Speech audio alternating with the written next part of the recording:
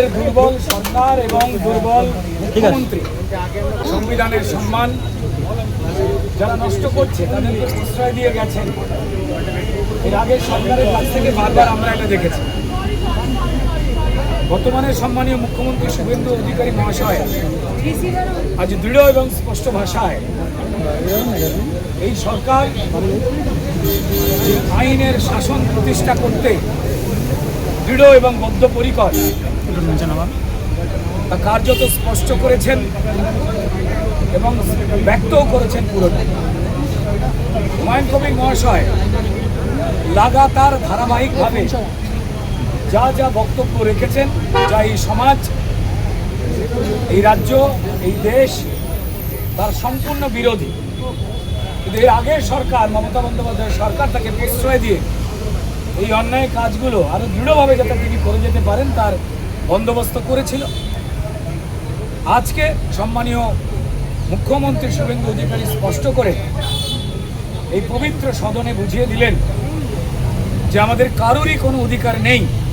আমরা যে কোনো পেশা, যে কোনো ধর্ম, যে কোনো মতামত থেকেই আসি না কেন, এই দেশের আইনকে কলুষিত করবার, এই দেশের সংবিধানের গরিমাকে নষ্ট করবার। দুটি এফআইআর হয়েছে, বাকিটা প্রতীক্ষা। এই সরকার আইনের শাসন সুনির্দিষ্টভাবে যাতে প্রতিষ্ঠা পায় সর্বস্তরে, সর্বকোণায়, তার প্রতি দৃষ্টি রাখতে বদ্ধপরিকর।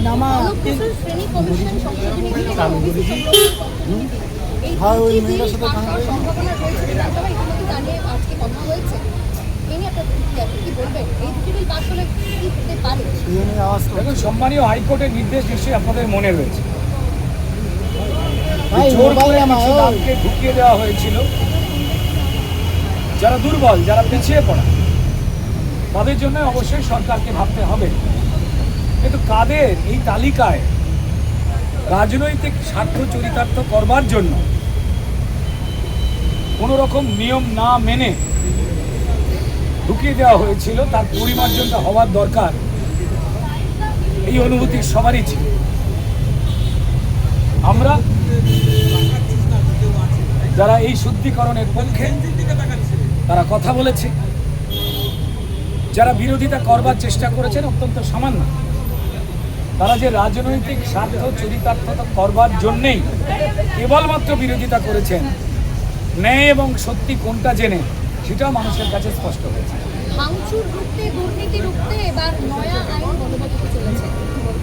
এমনটা তো হওয়ার দরকারই ছিল। ব্যক্তিগত কিছু স্বার্থ চরিতার্থ করতে, রাজনৈতিক স্বার্থ চরিতার্থ করতে কিছু মানুষ বারবার ভাঙচুর চালান। সরকারি সম্পত্তি, যা কিনা মানুষের ট্যাক্সের টাকার সম্পত্তি, তা নষ্ট হয় এবং তারপর আবার সরকারকে নতুন করে গড়তে হয়, অর্থাৎ মানুষের ট্যাক্সের টাকায় আবার হাত দিতে হয়। এই অন্যায় কি চলতে পারে? তো তাই এই বিল, যারা এই সম্পত্তি নষ্ট করার সঙ্গে জড়িয়ে থাকবেন তাদের বিরুদ্ধে কড়া বন্দোবস্ত হবে। অভিযোগ করেছেন যে হুমায়ুন কবির হচ্ছে বিজেপির বি টিম। হুমায়ুন কবিরকে এখনো অ্যারেস্ট করা হচ্ছে না, অথচ কন্টেন্ট ক্রিয়েটাররা যদি গঠনমূলক আলোচনা করে তাদেরকে অ্যারেস্ট করছে বিজেপি। দেখুন, সম্পূর্ণ ভ্রান্ত কথা।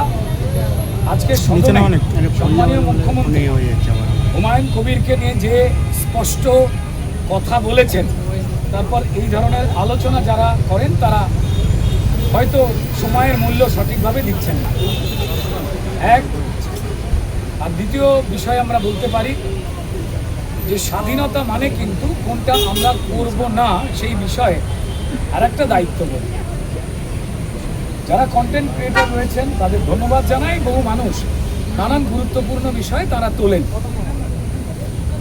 কিন্তু কয়েকজনের একটু তড়িঘড়ি করবার জন্য তাদের সঠিক তথ্য তারা অনেক সময় পুট করতে ভুলে যান বা জানতে ভুলে যান।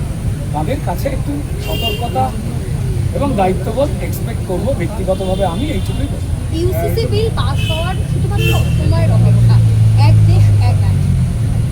দেখুন, তেমনটাই তো হওয়া উচিত। আমরা এই পবিত্র দেশের পবিত্র সংস্কৃতি মেনে একই মাটিতে বেঁচে ওঠা, বড় হয়ে ওঠা মানুষ,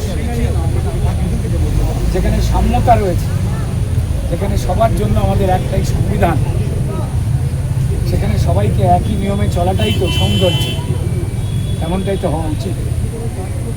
নওশাদ সিদ্দিকী বলেছেন যে হুমায়ুনের জন্য এক আইন আর হরেকৃষ্ণের জন্য আলাদা আইন করলে হবে না, সবার ক্ষেত্রে যদি সমান দেয় তাহলে আমরা এর পক্ষে সমর্থন জানাবো।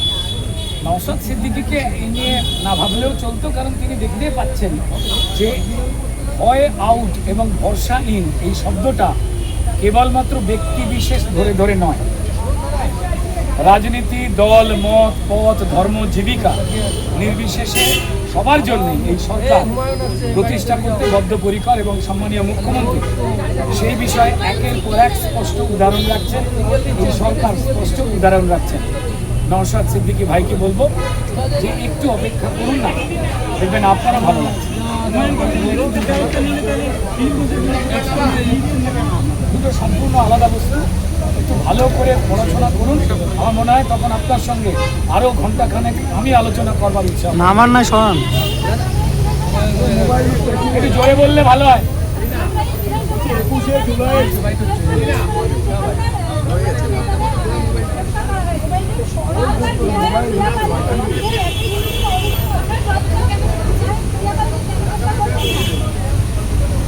তাদের নামে এফআইআর কোনো কিছু হয়েছে? যদি হয়ে থাকে নিশ্চয়ই পুলিশ তো বন্দোবস্ত নেবে। আসলে এত চোর হয়ে গেছে, তত পুলিশ আমাদের রাজ্যে নেই।